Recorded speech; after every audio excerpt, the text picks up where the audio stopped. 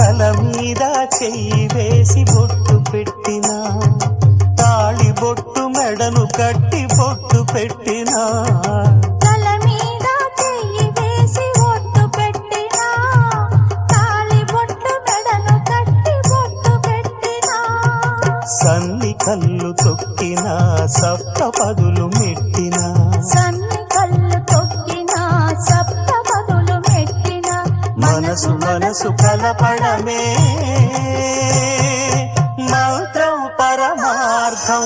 శ్రీరస్తు శుభమస్తు, శ్రీరస్తు శుభమస్తు. శ్రీకారం చుట్టుకుంది పెళ్లి పుస్తకం, ఇక ఆకారం దాల్చుతుంది కొత్త జీవితం.